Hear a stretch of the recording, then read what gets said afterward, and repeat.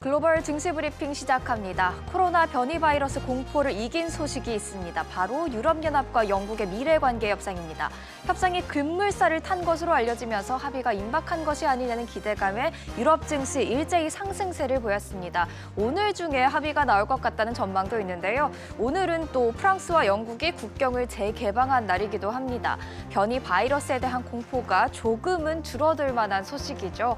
그렇다 보니 여행 관련주가 상승하는 모습이었습니다. 루프트한자, 또 에어버스, 에어프랑스 모두 상승세를 보였는데요. 루프트한자와 에어프랑스 4% 이상의 상승률 보여줬고 또 항공기를 제조하는 업체죠. 에어버스도 4.56% 올랐습니다. 그런데 투자자들이 여행 관련주에 이렇게 몰리면 코로나 수혜주 다시 잠잠해지겠죠. 밀키트 업체입니다. 헬로프레시가 5.52% 급락을 했습니다. 또 어쩌면 유럽 증시에 호재로 작용할 수 있었던 이슈가 미국의 추가 부양책이 아닐까 싶은데요. 도널드 트럼프 미국 대통령이 초당적 부양책에 제동을 걸었습니다. 부양책이 지연되는 것인 만큼 악재인 것 같기도 하지만 트럼프 대통령이 미국인에게 지급될 예정인 현금 액수를 지금보다 3배 늘려야 한다고 주장을 하면서 소비로 움직이는 미국 경제에는 더 좋을 수 있다는 기대감이 조금은 있습니다.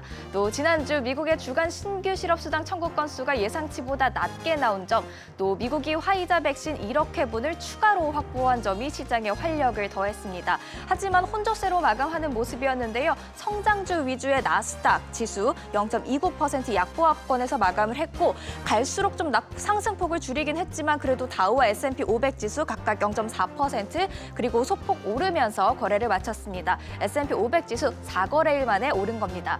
그래서인지 경기에 민감한 종목들이 발빠르게 움직이기 시작했습니다. 수요일장에서 특히 에너지 관련주들이 선전을 했는데요. 보시다시피 8% 그리고 7%대의 급등세 보여줬습니다. 또 여기에 여행주도 빠질 수가 없겠죠. 유나이티드 에어라인 또 델타항공, 항공주 일제히 올랐고요. 크루즈주죠. 카니발주도 5.63% 올랐습니다.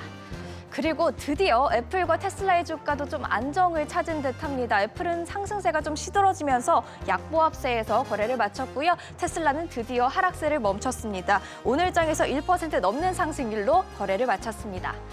아시아 증시 어제장 확인해 보겠습니다. 어제 일제히 상승 마감했습니다. 니케이 225 지수 나흘 만에 반등을 성공하면서 0.33% 올랐고요. 또 코로나 변이 바이러스가 시장에 부담이긴 했지만 그래도 백신이 변이 바이러스에도 효과가 있을 거란 기대감에 저가 매수세가 들어왔다는 분석입니다.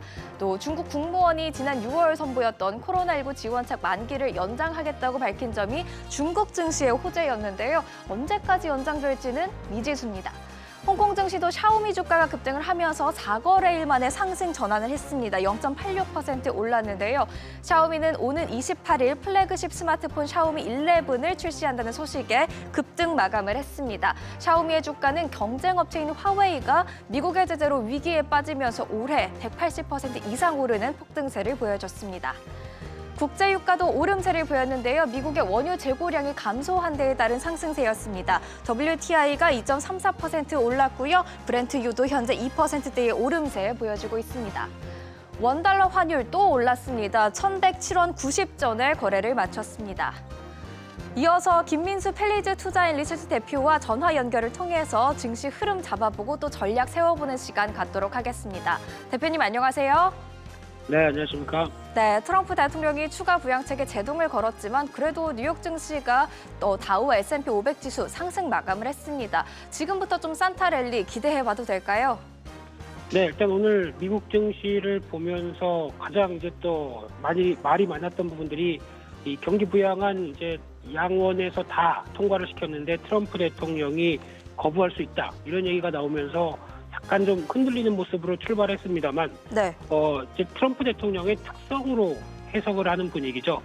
특히 뭔가 쇼의 중심이 되고 싶다라는 관점 쪽에서 약간 정치적인 의도 쪽으로 언급한 게 아닐까라고 보여지고 있는 상황이고요. 네. 게다가 또 1월 5일이죠. 내년 1월 5일에 이어질 상원 선거에서 조금 더 어떤 공화당의 유리한 측면 쪽으로 가닥을 잡기 위한 부분이 아닐까라고 추정이 되고 있는 가운데 지금 규모에서 3배를 늘린다라는 조금 말이 안 되는 부분일 수 있기 때문에 그리고 또 게다가 바이든 후보가 3차 부양책에 대한 예고를 한 상황이기 때문에 아마 이제 통과되지 않을까로 바라보고 있으면서 또 이제 사인하지 않을까 이렇게 바라보고 있는 흐름들로 이제 미국 시장은 반응했다고 봐야 될 것 같고요. 네. 그러다 보니까 이제 또 미국 시장 전반적으로 이제 다우지수 쪽이 좀 더 강한 모습들로 보여줬고, 특히 말씀하셨던 유가의 강세도 이를 좀 같이 이어간다고 하게 되면 상대적으로 어떤 기술주의 흐름들보다는 다우지수 중심의 어떤 코로나19의 피해를 봤던 쪽에 대한 회복 쪽에 무게를 좀 더 두면서 움직이지 않았나 생각이 들고 있고요. 네. 대표적으로 경기 민감주와 함께 이어졌던 은행주의 강세가 눈에 띄는 부분들이었다라고 하게 되면 이런 부분들이 아무래도 미국 시장의 흐름들을 조금 더 코로나19 사태 이후에 백신 효과를 기대하는 쪽에 무게를 두면서 움직였다라고 볼 수 있는 상황들입니다. 네, 지금도 말씀해 주셨다시피 오늘 유럽 시장 또 그리고 뉴욕 시장에서도 큰 그림에서 보면 이 코로나 수혜주와 피해주, 또 성장주와 경기 민감주가 시소를 타는 모습을 보여준 것 같은데 대표님께서도 그러면 이런 상황을 확인을 하신 거죠?